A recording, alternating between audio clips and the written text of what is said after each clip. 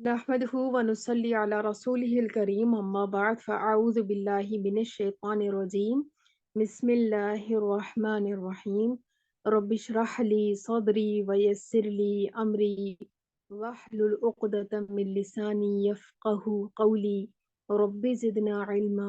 اللهم فقهنا في الدين اللهم انفعنا بما علمتنا وعلمنا ما ينفعنا وزدنا علما اللہم بارک لنا فی اوقاتنا آمین یا رب العالمین۔ جیسا کہ آپ سب کو معلوم ہے، آج کا جو عنوان ہے وہ ہے استخارہ۔ استخارہ کے فضائل کیا ہیں، اس کے مسائل کیا ہیں، آج انشاءاللہ ہم ان تمام چیزوں کو جانیں گے۔ جو آیت کی تلاوت شروع میں کی گئی تھی اس کا معنی یہ ہے کہ وَإِذَا اور جب سَأَلَكَ سوال کریں آپ سے، عبادی میرے بندے، عنی میرے بارے میں، فَإِنِّي تو بے شک میں قریب ہوں۔ نبی صلی اللہ علیہ وسلم کو خطاب کر کے اللہ سبحانہ و تعالی فرماتے ہیں کیا کہ جب آپ سے میرے بندے میرے بارے میں سوال کریں تو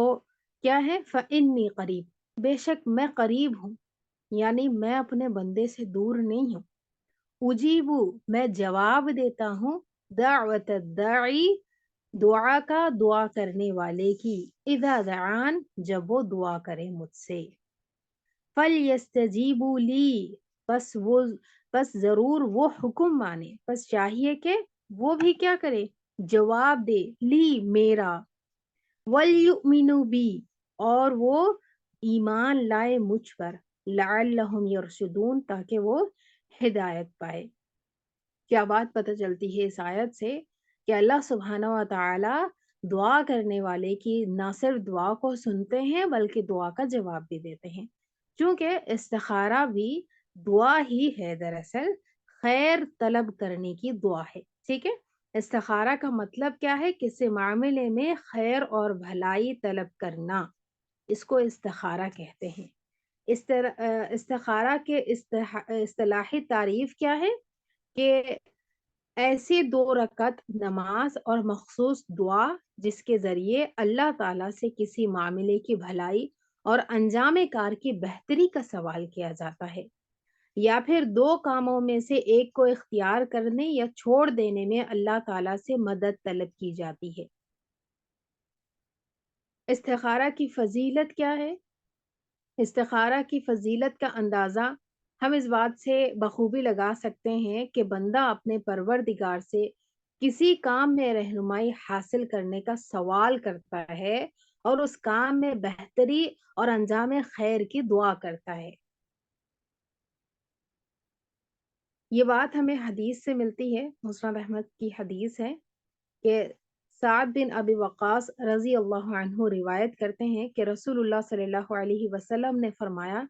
اللہ تعالیٰ سے استخارہ کرنا اور اس کے فیصلے پہ راضی ہونا انسان کی خوش بختی، جبکہ اللہ تعالیٰ سے استخارہ نہ کرنا اور اس کے فیصلے پہ راضی نہ ہونا انسان کی بدبختی کی علامت ہے۔ تو اس بات سے ہمیں کیا پتہ چلتا ہے کہ استخارہ کی بہت زیادہ فضیلت ہے، کیونکہ یہ خیر کی دعا ہے جو انسان اللہ سے طلب کرتا ہے۔ استخارہ کی اہمیت کیا ہے کہ نبی صلی اللہ علیہ وسلم صحابہ کرام کو استخارہ کی تلقین بھی کیا کرتے تھے اور انہیں اس کی تعلیم بھی دیا کرتے تھے۔ آپ صلی اللہ علیہ وسلم کے اس عمل کے بارے میں سیدنا جابر رضی اللہ عنہ بیان کرتے ہیں، صحیح بخاری کی یہ حدیث ہے کہ نبی صلی اللہ علیہ وسلم ہمیں استخارہ کی تعلیم ایسے دیتے جیسے قرآن مجید کی صورت مبارکہ سکھلایا کرتے تھے۔ یعنی اس بات سے کیا بات پتہ چلتی ہے کہ صحابہ کرام رضی اللہ عنہم نے استخارہ کی تعلیم کو قرآن مجید کی تعلیم سے تشبیہ دی ہے۔ اس بات سے ہم اس کی اہمیت کا اندازہ لگا سکتے ہیں کہ استخارہ کوئی معمولی چیز نہیں ہے۔ قرآن مجید کے جیسے باقاعدہ نبی صلی اللہ علیہ وسلم تعلیم دیا کرتے تھے، ایسے ہی آپ صلی اللہ علیہ وسلم نے استخارہ کی تعلیم دی ہے۔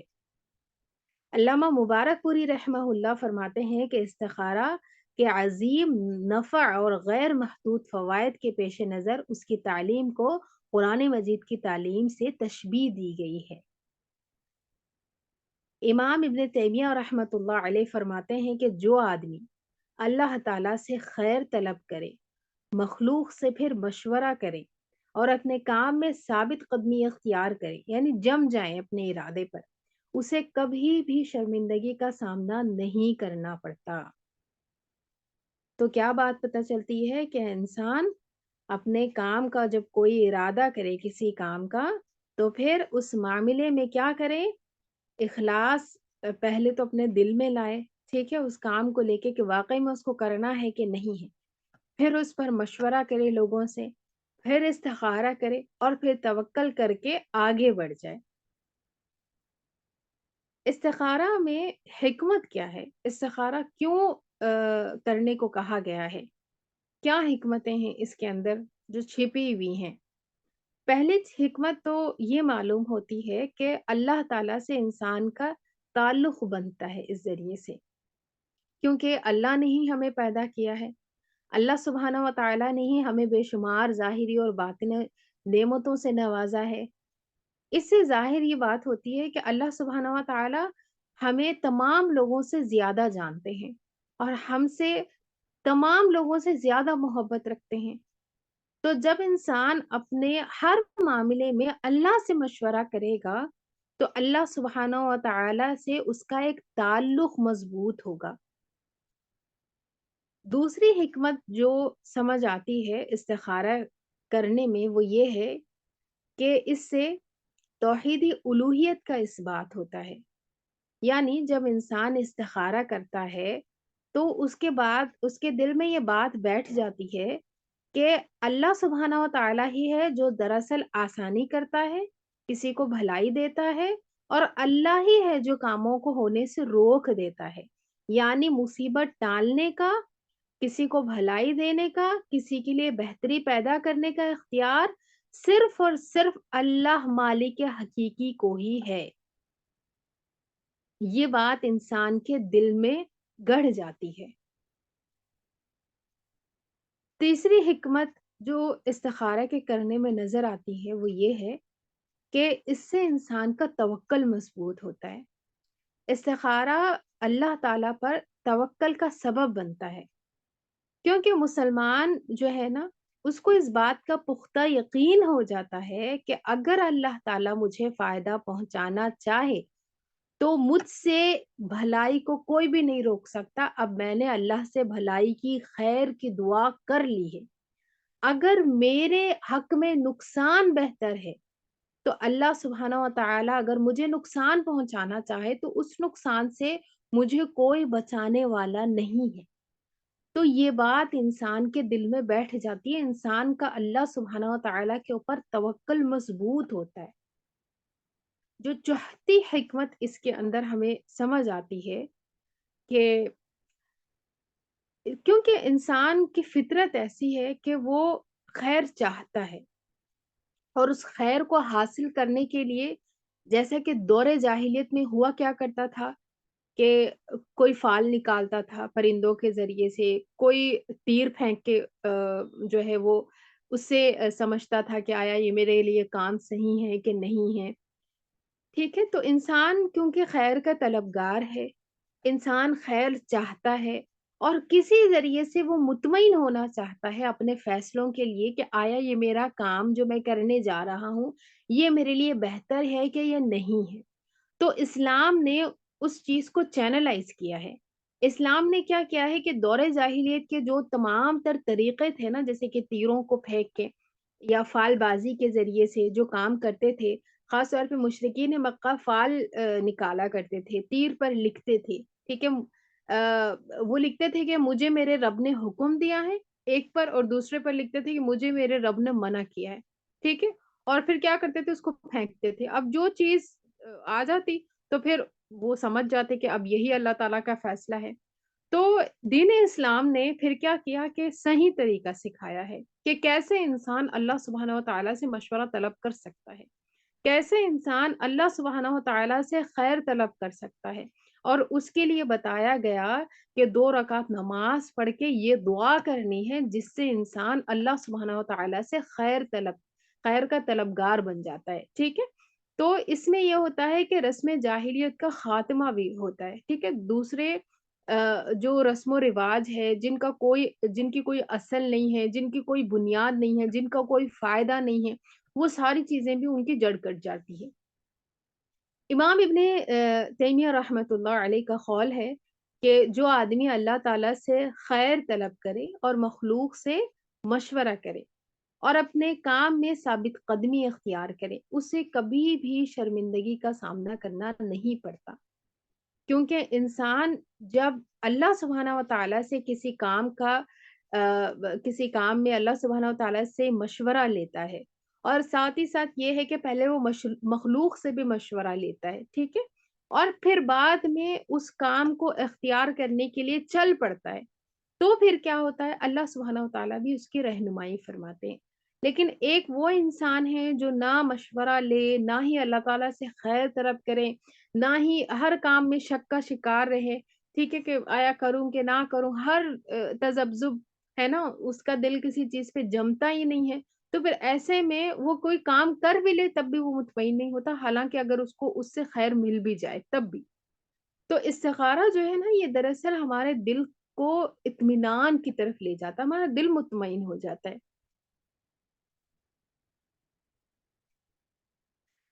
5वीं जो इसके अंदर हिकमत समझ आती है वो ये है कि नफ़ा का हुसूल और खराबी को दूर करना।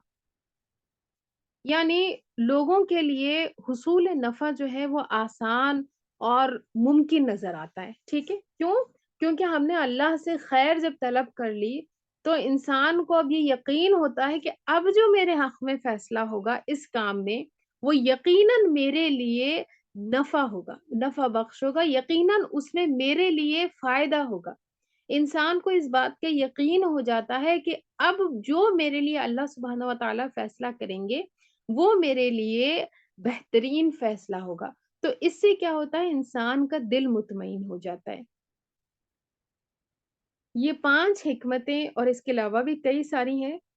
जो समझ आती हैं इस्तिखारा के करने में। इस्तिखारा का हुक्म क्यों दिया गया है और इंसान को इससे क्या हासिल होता है?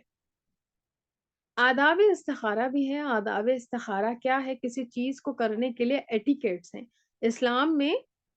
हर चीज़ के, किसी के घर जाना है तो उसके एटिकेट सिखाए गए हैं, खाना खाना है तो उसके आदाब सिखाए गए हैं, ठीक है? इसी तरीके से दुआ के भी, खैर तलब करने के भी आदाब सिखाए गए हैं, एटिकेट्स बताए गए हैं। चूँकि इस्तिखारा एक दुआ है, तो दुआ करने के लिए ज़ाहिरी और बातिनी जो तहारत है, इसका एहतमाम करना चाहिए इंसान को। क्योंकि जब तक इंसान का दिल गुनाहों से, शिर्क से, शक-ओ-शुबहे से और उसका बदन भी, ठीक है? बदबूदार कपड़े वो उसने पहने हुए हैं, हराम माल वो खा रहा है, तो फिर क्या है, ऐसे में जब तहारत का वो ख़ास ख़्याल नहीं रखता, क्योंकि अल्लाह सुब्हानहू व तआला को पाकीज़ा चीज़ें पसंद हैं। इस वजह से जब वो साफ-सफाई का ख़्याल नहीं रखता और गंदे दिल के साथ में, गंदे जिस्म के साथ में, ठीक है, अल्लाह के सामने हाथ उठा के दुआ करता है, तो ऐसे में भी ये अल्लाह सुब्हानहू व तआला का फ़ैसला है कि अल्लाह ताला चाहें तो उसकी दुआ सुन सकते हैं। उसकी दुआ अल्लाह सुब्हानहू व तआला कबूल करते हैं। वो ये अल्लाह ताला के ऊपर है। लेकिन दो जो आदाब दुआ में हमें ख़्याल रखने वाली बात है, हमारे पार्ट पे जो चीज़ करने की है वो ये है कि हम तहारत का ख़्याल रखें, क्योंकि इबादत में तहारत शर्त है, ठीक है? दूसरी चीज़ ये है कि इस्तिखारा चूँकि नमाज़ के बाद करना है, नबी सल्लल्लाहु अलैहि वसल्लम ने ऐसे ही हमें सिखाया है,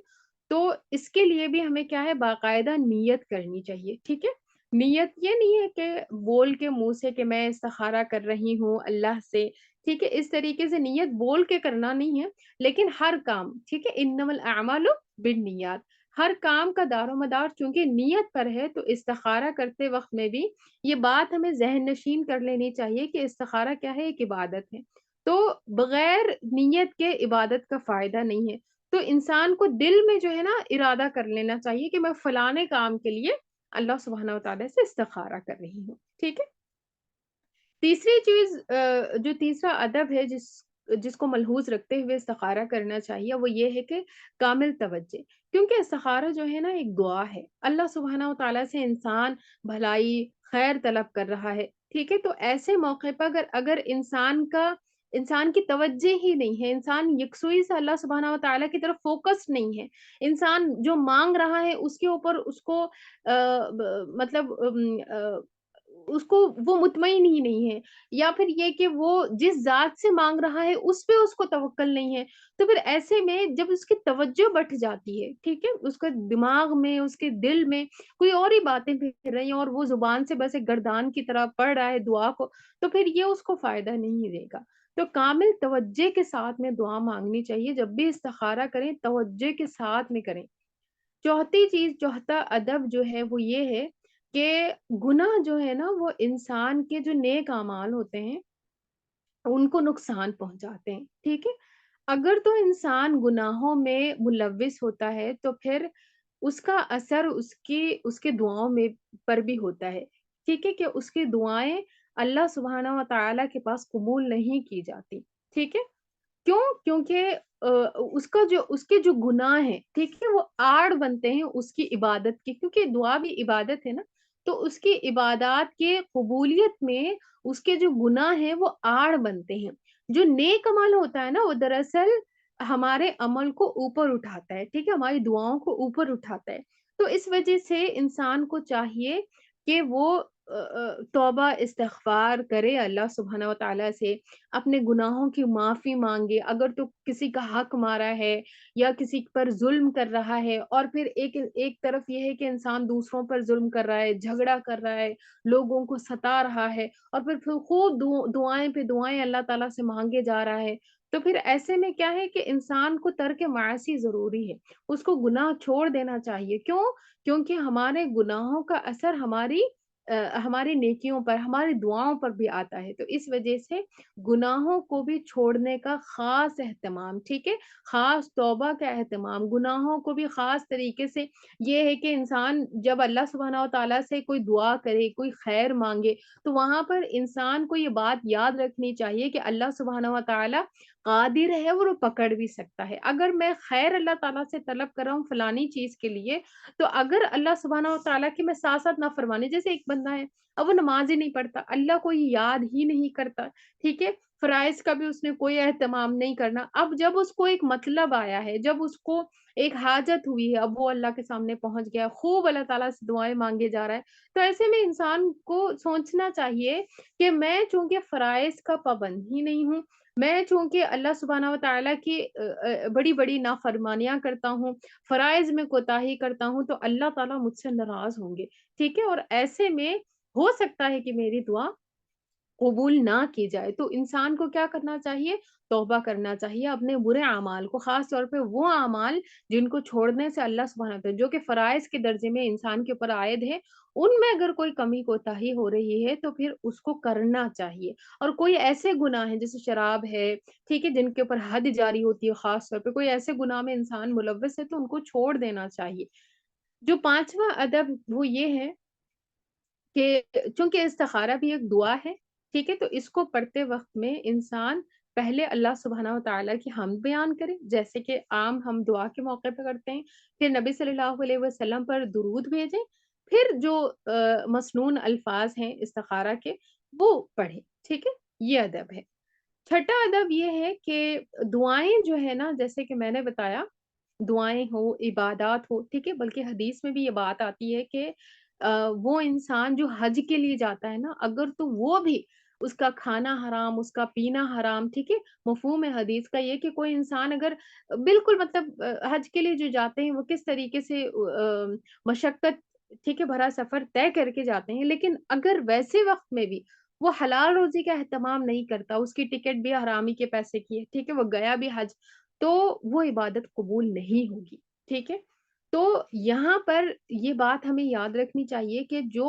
حرام روزی کے لقمے جو ہم پیٹ میں اتارتے ہیں نا اس کی وجہ سے ہماری نمازیں قبول نہیں ہوتی ہماری دعائیں قبول نہیں ہوتی، تو چہ جائے کہ استخارہ کیسے قبول ہوگا؟ تو انسان کو کیا ہے، حلال روزی کا اہتمام کرنا چاہیے، ٹھیک ہے؟ ساتویں چیز یہ ہے، ساتواں ادب یہ ہے کہ یہ بات کا یقین ہونا چاہیے کہ اب میں نے اللہ سبحانہ و تعالی سے مشورہ کر لیا ہے، ٹھیک ہے؟ اور یہ جو کام اب میرے لیے ہوگا یا نہیں ہوگا، ان دونوں میں میرے لیے دنیا اور آخرت کی کامیابی ہے، اور اسی میں میرے لیے بہتری ہے، ٹھیک ہے؟ جب انسان کوئی کام بہت ڈیسپریٹلی چاہتا ہے نا، بہت زیادہ اس کی آرزو ہوتی ہے کہ یہ کام ہو جائے، لیکن وہ استخارہ کرتا ہے تو کوئی سبب ہی نہیں بنتا، کوئی معاملہ آگے ہی نہیں بڑھتا، بلکہ الٹا یہ لگتا ہے کہ دروازے بند ہو رہے ہیں۔ تب وہ انسان ظاہر میں دیکھنے میں ایسا لگتا ہے کہ اچھا مجھے تو یہ کام بہت اچھا لگ رہا تھا، جیسے ہوتا ہے نا، انسان کا دل ہوتا ہے کہ یہ کام ہو جاتا تو میرے لیے تو بہت فائدے مند ہوتا، لیکن جب استخارہ انسان کرتا ہے تو اس کے دروازے بند ہونا شروع ہو جاتے۔ تب انسان کو یہ نہیں ہے کہ برا گمان کرنا شروع کر دے، ہے نا؟ اس ٹائم پہ یہ ہے کہ بدگمانی، ٹھیک ہے؟ یا پھر یہ ہے کہ اور بھی مطلب کوئی ٹوٹکے، ٹھیک ہے؟ کوئی طریقے اختیار کرنا شروع کر دے، نہیں۔ تب انسان کو کامل یقین رکھنا چاہیے کہ اگر یہ کام مجھ سے دور ہو گیا ہے استخارہ کے بعد بھی، تو اسی میں میرے لیے خیر ہے، ٹھیک ہے؟ اگر تو اس کے لیے اسباب بن جاتے ہیں، وہ کام اور مزید آسان ہو جاتا ہے انسان کا، تو پھر شرع صدر کے ساتھ اس کو کر لینا چاہیے۔ اگر تو اس میں ظاہراً دیکھنے میں ایسا لگ رہا ہے کہ اس میں کوئی خاص فائدہ نہیں ہے، لیکن پھر بھی آپ کا دل مائل ہے اور کام آسان ہو رہا ہے، تو وہی دراصل ہمارے لیے خیر ہے، تو انسان کو اس کو کر لینا چاہیے، ٹھیک ہے؟ استخارہ کے حکم کے بارے میں یہ آتا ہے حدیث میں کہ نبی صلی اللہ علیہ وسلم فرماتے ہیں، سیدنا جابر رضی اللہ عنہ سے مروی ہے کہ جب تم میں سے کسی کو کوئی معاملہ درپیش ہو تو اسے چاہیے کہ وہ استخارہ کر لے، ٹھیک ہے؟ جب انسان کو کوئی معاملہ درپیش ہو جس میں اللہ سے اس کو مشورہ چاہیے، وہ خیر طلب کرنا چاہتا ہے، تو پھر کیا کرے؟ وہ استخارہ کر لے۔ اللہ سبحانہ و تعالیٰ سے خیر طلب کرنے کا جو مسنون طریقہ سکھایا گیا ہے، اس کے ذریعے سے اللہ سبحانہ و تعالیٰ سے دعا کر لے، ٹھیک ہے؟ تو اس سے ہمیں یہ پتا چلتا ہے کہ جو استخارہ ہے، یہ کیا ہے؟ بہت ہی اہم چیز ہے، ٹھیک ہے؟ لیکن یہ واجب نہیں ہے، یہ فرض نہیں ہے۔ یہ نہیں ہے کہ اب کوئی کام آیا ہی آیا، اب میں نے اس کو کرنا ہی کرنا ہے، فرض کے درجے میں نہیں بتایا گیا ہے اس کو۔ دین اسلام میں یہ مستحب ہے، یہ سنت ہے، آپ صلی اللہ علیہ وسلم کا طریقہ ہے، آپ کیا کرتے تھے، اور کرنا انسان کے لیے بہتری ہے، ٹھیک ہے؟ استخارہ کر کے پھر کاموں میں جو ہے آگے جانا، یہ انسان کے لیے زیادہ بہتر ہے بنسبت اس کے کہ انسان بغیر استخارہ کے، بغیر اللہ سے مشورہ کیے، ٹھیک ہے، اپنے عقل پہ ہی بھروسہ کر کے بس آگے بڑھ جائیں۔ بلکہ استخارہ کرنا یا اللہ سبحانہ و تعالیٰ سے جو ہے خیر طلب کرنا ہے، تو انسان کو چاہیے کہ وہ ہر معاملے میں ٹھیک ہے، ہر بھی جو بھی خاص طور پہ اہم معاملات ہیں، یہ نہیں کہ آج کون سا سالن بنانا ہے، اب اس کے لیے بھی استخارہ کیا جائے، ٹھیک ہے، بھنڈی بنانا ہے کہ میں زیادہ اہم معاملات میں، اہم جو زندگی کے معاملات ہوتے ہیں، اس میں ضرور ہی ضرور انسان کو چاہیے کہ وہ استخارہ کرے، کیونکہ یہ ریکمینڈیڈ ہے، ٹھیک ہے؟ استخارہ سے قبل کیا کرنا چاہیے؟ استخارہ سے پہلے انسان کو چاہیے کہ استخارہ سے پہلے اپنے ذہن کو جو ہے وہ پاک صاف کرے، ٹھیک ہے؟ اگر تو وہ کسی چیز کی طرف اس کا پہلے سے بہت زیادہ میلان ہے نا، تو وہ اس کو تھوڑا-سا نارملائز کریں، ٹھیک ہے؟ یہ نہیں ہے کہ بہت زیادہ انسان کا دل پوری ایک طرف ہے، وہ استخارہ کرے گا تب بھی اس نے وہی کرنا ہے، ٹھیک ہے، تب بھی انسان کو استخارہ کر کے وہ کام کر لینا چاہیے جس جس طرف اس کا دل مائل ہے، اگر تو وہ مائل رہتا ہی ہے آفٹر استخارہ۔ لیکن انسان کو چاہیے کہ انسان کیا کرے کہ اپنے آپ کو ایک طریقے سے نارملائز کرے، ٹھیک ہے؟ ایک طریقے سے اپنے آپ کو جو ہے وہ اسٹیبل کرے، اور پھر استخارہ کرتا رہے، ٹھیک ہے؟ تھوڑا-سا مزید غور و فکر کرے، اور بعد میں کیا کرے، جب استخارہ کر لے تو پھر اللہ سبحانہ و تعالیٰ پہ توکل کر کے، اگر تب بھی اس کا دل اس کام کی طرف مائل ہے ابھی بھی، یا مائل ہو گیا ہے کسی کام کی طرف، تو پھر اب بلا شک و شبہ جو ہے وہ آگے بڑھ جائے، اللہ پہ توکل کرتے ہوئے آگے بڑھ جائے، ٹھیک ہے؟ استخارہ کا جو طریقہ کار ہے، جو ہمیں دین اسلام میں ملتا ہے، وہ یہ ہے کہ پہلی چیز تو یہ ہے کہ نیت، ٹھیک ہے؟ انسان اپنے دل میں نیت کرے، زبان سے نیت کرنا سنت نبی صلی اللہ علیہ وسلم سے ثابت نہیں ہے، ٹھیک ہے؟ دوسری چیز یہ ہے کہ جس طریقے سے ہم نماز کے لیے وضو کرتے ہیں نا، اسی طریقے سے ہم وضو کریں گے، ٹھیک ہے؟ کوئی خاص وضو نہیں ہے، کوئی خاص طریقہ کار اس میں نہیں ہے، بلکہ عام جیسے ہم باقی نمازوں کے لیے، باقی فرائض نوافل کے لیے، سنتوں کے لیے وضو کرتے ہیں، ایسے ہی ہم اس کے لیے بھی مکمل وضو کریں گے، ٹھیک ہے؟ تیسری چیز یہ ہے کہ جو ہماری فرض نمازیں ہیں نا، ان کے علاوہ ٹھیک ہے 2 رکعت الگ سے پڑھی جائے گی اس نیت سے، استخارہ کی نیت سے، ٹھیک ہے؟ چوتھی چیز یہ ہے کہ جب نماز سے انسان فارغ ہو جائے تو اس کے بعد میں جو مخصوص دعا آتی ہے استخارہ کے لیے جو بتائی گئی ہے اس کو پڑھے، ٹھیک ہے؟ دعا میں کیا کرنا ہے جیسے کہ میں نے بتایا شروع میں آپ چاہیں تو سورۃ الفاتحہ پڑھ لیں، چاہیں تو اللہ سبحانہ و تعالیٰ کے کوئی اور حمد کے کلمات ٹھیک ہے وہ بیان کر دیں یا پھر کوئی اور تسبیحات ٹھیک ہے وہ بیان کر دیں۔ اس کے بعد میں نبی صلی اللہ علیہ وسلم پر درود بھیجیں، اس کے بعد جو دعا ہے وہ پڑھیں، ٹھیک ہے؟ اور دعا کیا ہے؟ دعا یہ ہے کہ اللہم انی استخیرک بعلمک واستقدرک بقدرتک وأسألك من فضلك العظيم فإنك تقدر ولا أقدر وتعلم ولا أعلم وأنت علام الغيوب اللهم إن كنت تعلم أن هذا الأمر خير لي في ديني ومعاشي وعاقبة أمري فاقدره لي ويسره لي ثم بارك لي فيه وإن كنت تعلم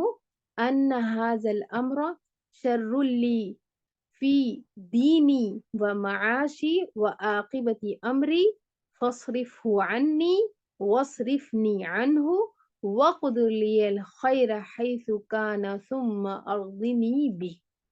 کیا مطلب ہے اس دعا کا؟ اللہم اے اللہ تعالیٰ انی بے شک میں استخیر کا میں تجھ سے خیر طلب کرتا ہوں بعلم کا تیرے علم کے ساتھ میں وہ استقدر کا اور قدرت طلب کرتا ہوں ٹھیک ہے بقدرتی کا تیری قدرت کے ساتھ میں کیونکہ انسان تو کمزور ہے نا جتنا بھی انسان اپنے آپ کو بہت بڑا طاقتور سورما سمجھے لیکن ہے وہ دراصل کمزور کیونکہ دنیا جو ہے نا یہ اللہ سبحانہ وتعالیٰ کے حکم کے تحت چلتی ہے وہ اسألک اور میں تجھ سے سوال کرتا ہوں من فضلک العظیم تیرے فضل عظیم کا فإنک کیوں کیوں اللہ تعالیٰ سے سوال کرتے ہیں ہم فضل عظیم کا یا پھر کیوں ہم اللہ کے علم کے ساتھ میں خیر کی دعا کرتے ہیں یا کیوں ہم اللہ سبحانہ تعالیٰ کے قدرت کے ساتھ میں ہم قدرت طلب کرتے ہیں کیا وجہ ہے وجہ بھی آگے آ رہی ہے کیا فَإِنَّكَ تَقْدِرُ کہ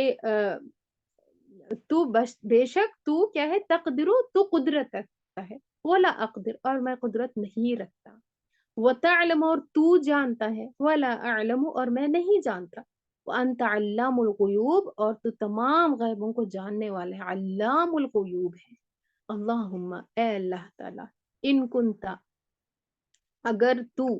ٹھیک ہے تعلم تو جانتا ہے ان هذا الامر کہ یہ کام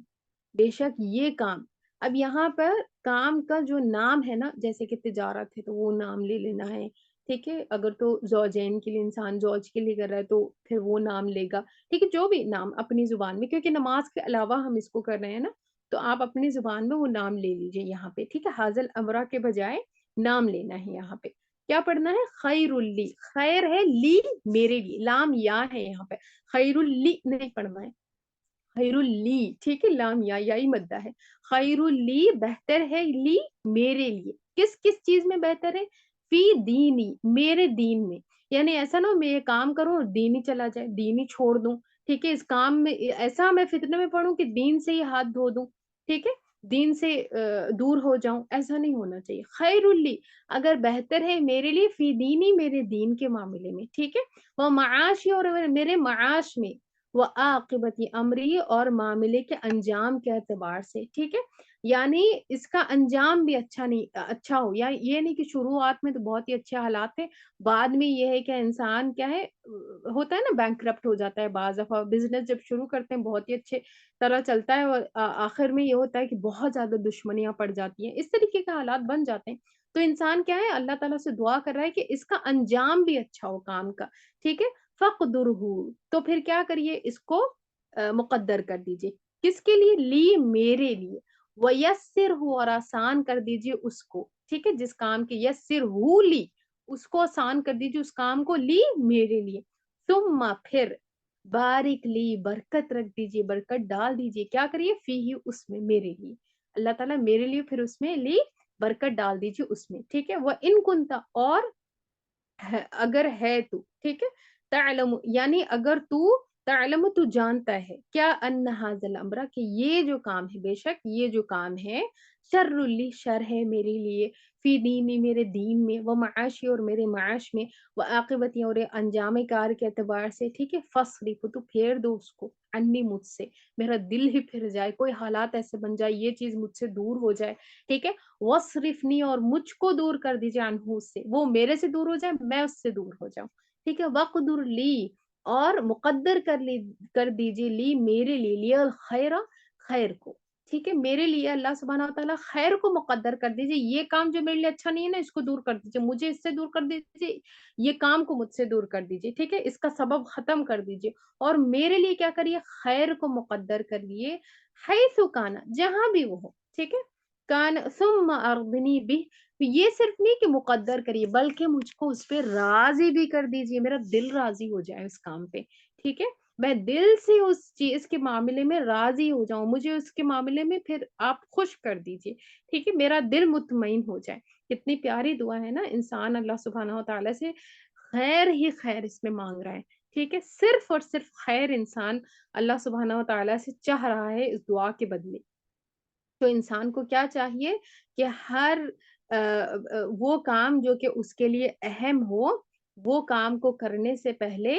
انسان اللہ سبحانہ و تعالیٰ سے مشورہ کر لے، استخارہ کر لے، ٹھیک ہے، اب اس کی نماز کے بارے میں یہ کہ آیا نماز میں کوئی اور چیزیں پڑھی جائیں گی جیسے ہم عام نمازیں پڑھتے ہیں، آیا ویسی ہی نماز ہوگی؟ تو جی بالکل عام جیسے نماز ہم پڑھتے ہیں نا، ٹھیک ہے، سورۃ الفاتحہ ہم پڑھتے ہیں، اس کے بعد میں ضمی سورہ پڑھتے ہیں، تو ویسے اس میں بھی سیم چیز ہوگی، 2 رکعتیں، سیم جیسے ہم عام نوافل پڑھتے ہیں ویسے ہی عام نوافل، ٹھیک ہے، یہ بس اس میں یہ ہے کہ نیت آپ کی چینج ہو جائے گی کیونکہ آپ یہ استخارہ کی نیت سے پڑھے ہیں، ٹھیک ہے، اب بات آتی ہے کہ استخارہ کی ضرورت ہے، استخارہ کیا واقعی میں ضروری ہے؟ کیونکہ اگر ہم غور کریں بات پہ تو اندازہ لگانا مشکل نہیں ہے کہ استخارہ جو ہے نا ایک مسلمان کے لیے ہر وقت ضرورت ہی ضرورت ہے، کیونکہ اللہ سبحانہ و تعالیٰ سے بہتری اور بھلائی کا جو سوال کرنا ہے نا وہ ہر وقت اور ہر حال میں ہر مسلمان کی ضرورت ہے، ٹھیک ہے، کیوں؟ کیونکہ ہمیں نہیں معلوم کہ ہمارے لیے آیا یہ کام آگے چل کے یا ابھی جب ہم کرنے جا رہے ہیں فائدے مند ہے کہ نقصان ہے، ٹھیک ہے، اس میں نقصان ہی ہمارے لیے فائدے مند ثابت ہوگا ہمیں نہیں معلوم، تو اس وجہ سے انسان کو ہر اہم معاملے کے لیے پھر کیا ہے استخارہ کی ضرورت ہے، ٹھیک ہے، اور دین اسلام کیا ہے یہ فطرت پہ ہے، ٹھیک ہے، ہمارا فطری دین ہے بہت زیادہ، تو اللہ سبحانہ و تعالیٰ جیسے فرماتے ہیں کہ سورۃ یوسف میں ہے قل هذه سبیلی ادعو الی اللہ علی بصیرۃ انا ومن اتبعنی وسبحان اللہ وما انا من المشرکین، کہہ دیجئے میرا راستہ تو یہ ہے، میں اور میرے پروردگار کار اللہ تعالیٰ کی طرف پوری بصیرت دلیل کے ساتھ دعوت دیتے ہیں، اللہ پاک ہے اور میں مشرکوں میں سے نہیں ہوں، یعنی جو ہمارا دین ہے نا، ٹھیک ہے، اس کے اندر کیا ہے کہ دلائل سے ہمیں رہنمائی کی جاتی ہے، ٹھیک ہے، ہمارا دلیل پہ قائم ہے، ٹھیک ہے، ہماری زندگی جو ہے وہ دلیل کی روشنی میں، ٹھیک ہے، براہین کی روشنی میں ایک مسلمان اپنی زندگی گزارتا ہے، ٹھیک ہے، ہماری زندگیاں قیاس یا پھر ذاتی رائے، ٹھیک ہے، یا قصہ گوئی، اس پہ ہماری زندگیاں نہیں ہے بلکہ ہم کیا ہے دلیل پہ زندگی گزارتے ہیں، تو اس وجہ سے اللہ سبحانہ و تعالیٰ نے کیا کہا کہ کہہ دیجیے کہ یہ میرا راستہ ہے، ٹھیک ہے، یہ میرا راستہ، یہ طریقہ کار اللہ سبحانہ و تعالیٰ کی طرف سے ہی بتایا گیا ہے کہ اہم معاملات میں اللہ سے رجوع کیا جائے، اللہ سے استخارہ کیا جائے، ٹھیک ہے، یہ سنت نبی صلی اللہ علیہ وسلم ہے، اور نبی صلی اللہ علیہ وسلم نے خطبہ حجۃ الوداع کے موقع پہ فرمایا بھی تھا کہ میں تم میں 2 چیزیں چھوڑے جا رہا ہوں، تم اس وقت تک ہرگز گمراہ نہیں ہوگے جب تک ان دونوں کو مضبوطی سے تھامے رکھو گے، اللہ سبحانہ و تعالیٰ کی کتاب اور دوسری چیز کیا ہے میری سنت، یہ آپ صلی اللہ علیہ وسلم کی جیسے میں نے بتایا کہ سنت ہے کہ آپ اہم معاملات میں اللہ سے مشورہ لیتے تھے، ٹھیک ہے؟ اور پریشانی سے نجات بھی انسان کو ملے گی، ٹھیک ہے؟ انسان جو اپنے اندر جھجک محسوس کرتا ہے کاموں کو کرنے کے لیے، جو شک و شبہ، جو پریشان حالی جو پریشانی اس کے ذہن پہ سوار ہوتی ہے نا، اس سے چھٹکارا اس کو مل جائے گا، ٹھیک ہے؟ بس کرنا کیا ہے 2 رکعت پڑھنے ہیں، اللہ سبحانہ و تعالیٰ سے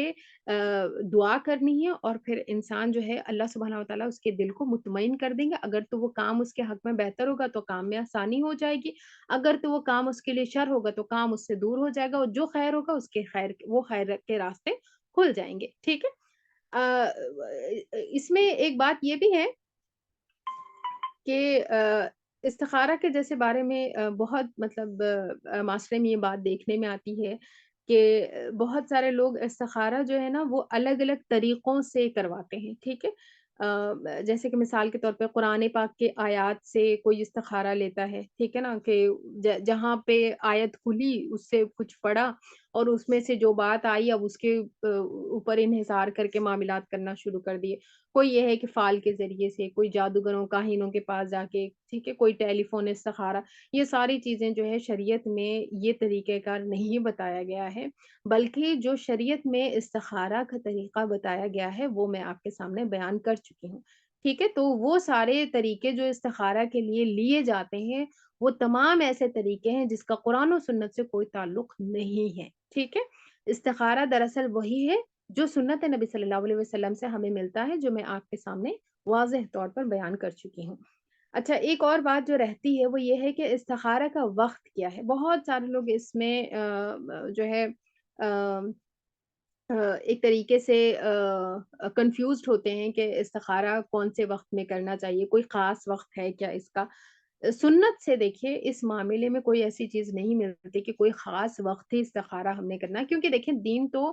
آپ صلی اللہ علیہ وسلم کے ذریعے سے ہمارے پاس آیا ہے نا، تو جو بھی معاملات ہمارے پاس آئی ہیں، وہ نبی صلی اللہ علیہ وسلم کے ذریعے سے ہی آئی ہیں۔ تو آپ صلی اللہ علیہ وسلم نے کوئی خاص وقت نہیں بتایا، قرآن و سنت میں کوئی بھی واضح دلیل ایسے نہیں ملتی کہ استخارہ اس ٹائم پہ ہی کرنا چاہیے اور اس ٹائم پہ نہیں کرنا چاہیے۔ میری اپنی باتیں نہیں بتا رہی ہوں، بلکہ نبی صلی اللہ علیہ وسلم سے جو بات ہمارے سامنے آئی ہے وہی میں آپ کے سامنے رکھ رہی ہوں کہ کوئی خاص وقت آپ صلی اللہ علیہ وسلم سے ثابت نہیں ہے کہ تبھی استخارہ کرنا چاہیے، بلکہ استخارہ یہ ہے کب کرنا چاہیے، ٹھیک ہے؟ وقت کیا ہے کہ جب آپ معاملہ جب آپ کا کام کا کوئی ارادہ ہو تو آپ ساتھ فوراً ہی اس کے کر لیں، ٹھیک ہے؟ اللہ سبحانہ و تعالیٰ سے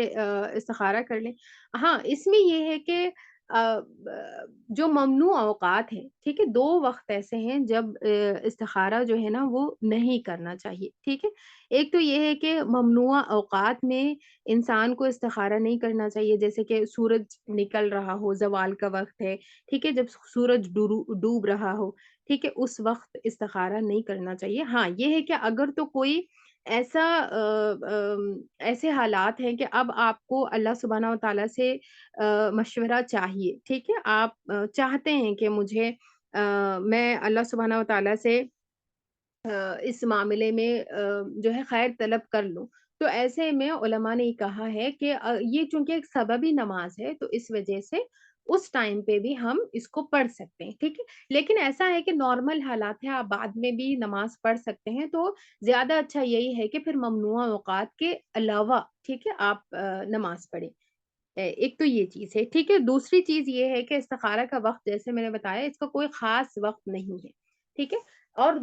کون سے 2 وقت ہیں جب نماز نہیں پڑھنی چاہیے بلکہ 3 ہیں، ٹھیک ہے؟ زوال کا بھی وقت اس میں شامل ہے۔ ایک تو زوال کا ٹائم ہے کیونکہ یہ ٹائم پہ ویسے بھی نمازیں نہیں ہیں، ٹھیک ہے؟ اس میں نماز پڑھنا یہ ممنوع اوقات ہے، اس میں نماز نہیں پڑھنی چاہیے۔ ایک تو سورج نکلنے کا وقت ہے، نکلنے کے 20 منٹ تک تقریباً، ٹھیک ہے؟ اور غروب ہونے کا ٹائم ہے، اس ٹائم پہ بھی نماز نہیں پڑھنی چاہیے، نماز نہیں ہے، ٹھیک ہے؟ اور ایک یہ ہے کہ زوال کا وقت ہے، ٹھیک ہے؟ لیکن چونکہ یہ سببی نماز ہے، اب جیسے کوئی سفر پہ نکل رہا ہے، اب وہ چاہتا ہے کہ اللہ سبحانہ و تعالیٰ سے استخارہ کر لے اور اب اس کے پاس ابھی ٹائم ہے، ٹھیک ہے؟ اب وہ کام کے لیے آگے بڑھ ہی رہا ہے، تو پھر ایسے میں یہ ہے کہ وہ استخارہ کر لے، ٹھیک ہے؟ علماء نے ایسے معاملے میں پھر استخارہ کرنے کے لیے کہا ہے، ٹھیک ہے؟ اگر تو کوئی اس کے پاس چارہ ہی نہیں ہے تو پھر کر لے استخارہ، چاہے وہ ممنوع اوقات ہی کیوں نہ ہو۔ اچھا، ایک اور چیز جو اہم ہے نا وہ ہے شادی میں استخارہ، ٹھیک ہے؟ شادی میں کن امور میں استخارہ کرنا چاہیے، ٹھیک ہے؟ اس کے بارے میں یہ چیز آتی ہے کہ جیسے کہ جو واجبات ہے نا، جو فرائض ہے، جیسے نماز ہے، ٹھیک ہے نا؟ فرض ہے۔ اب کوئی انسان استخارہ یہ نہیں کرے گا کہ میں فرض نماز پڑھوں کہ نہ پڑھوں، وہ آلریڈی فرض ہے، وہ پتہ ہے کہ وہ پڑھنی ہی ہے کسی بھی حال میں، تو اس میں استخارہ نہیں ہو سکتا۔ اس کے علاوہ یہ ہے کہ وہ کام جو کہ شریعت نے بتا دی ہے کہ یہ پسندیدہ ہے، ٹھیک ہے؟ مستحبات میں سے ہے، تو وہ بھی اس میں بھی استخارہ نہیں ہوا کیونکہ شریعت کی پسند ہمیں معلوم ہے، بتا دیا گیا ہے، ٹھیک ہے؟ تو اس میں بھی استخارہ نہیں ہے، ٹھیک ہے؟ شادی کے بارے میں یہ ہے کہ جو وہ کام ایسا ہے کہ جائز ہے، ٹھیک ہے؟ دین اسلام پروموٹ کرتا ہے شادی کو، نکاح کو، ٹھیک ہے؟ تو اس معاملے میں اب شادی کرنا نہ کرنا، شادی اٹسیلف میں کروں کہ نہ کروں، اس میں استخارہ نہیں ہوگا، وہ تو کرنی ہی ہے انسان نے کیونکہ سنت نبی صلی اللہ علیہ وسلم ہے۔ کس رشتے سے کرنا ہے، ٹھیک ہے؟ کس انسان سے کی جائے، کس وقت کی جائے، ٹھیک ہے؟ کن لوگوں میں کی جائے، اس کے بارے میں انسان استخارہ کر سکتا ہے، ٹھیک ہے؟ ہر کام جو مستحب ہے، جو جائز ہے دین اسلام میں، ٹھیک ہے؟ اس میں انسان استخارہ کر سکتا ہے۔ اس کے علاوہ یہ ہے کہ وہ کام جن میں استخارہ نہیں کیا جا سکتا، وہ ہے حرام کام، ٹھیک ہے؟ کوئی ممنوع کام ہے یا مکروہ کام ہے، کراہت کے بارے میں پتہ ہے ہمیں کہ دین اسلام یہ چیزیں پسند نہیں ہیں، ان کو کرنے کے لیے پھر انسان استخارہ نہیں کر سکتا، ٹھیک ہے؟ آ جیسے شراب پینے کے لیے، اب وہ پہلے سے ہی پتہ ہے کہ حرام ہے شراب، ٹھیک ہے؟ اب اس کو پینے کے لیے کوئی استخارہ کر رہا ہے کہ میں پیوں کہ نہ پیوں، اس میں استخارہ نہیں ہوتا کیونکہ پہلے سے ہی پتہ ہے کہ وہ دین اسلام میں منع ہے، حرام ہے، ٹھیک ہے؟ اسی طریقے سے استخارہ کے بعد کیا ہونا چاہیے؟ آیا کوئی خواب وغیرہ کا کانسیپٹ ہے استخارہ سے لنکڈ؟ تو اس کے بارے میں یہ ہے کہ قرآن و سنت میں ایسی کوئی بھی بات ہمیں نہیں معلوم ہوتی کہ استخارہ کے بعد میں خواب لازماً ہی آنا چاہیے، اور خواب ہی دلیل ہے اس بات کی کہ ہم نے جو کام کیا ہے وہ خواب کے ذریعے سے ہی ہماری رہنمائی کی جائے گی۔ قرآن و سنت میں نبی صلی اللہ علیہ وسلم سے ایسی کوئی بھی واضح بات ہمیں نہیں پتہ چلتی کہ خواب ہی کے ذریعے سے اللہ سبحانہ وتعالیٰ کی رہنمائی آئے گی، بلکہ وہ کسی بھی صورت میں ہو سکتی ہے، ٹھیک ہے؟ کسی بھی طریقے سے اللہ سبحانہ وتعالیٰ انسان کے دل کو مطمئن کر دیتے ہیں، چاہے وہ خواب کے ذریعے سے ہو، چاہے دلی تسلی کے ذریعے سے ہو، چاہے اطمینان کی شکل میں ہو، ٹھیک ہے؟ استخارہ کے بعد اگر انسان کا دل جو ہے کسی خاص چیز کے اوپر ٹک جائے،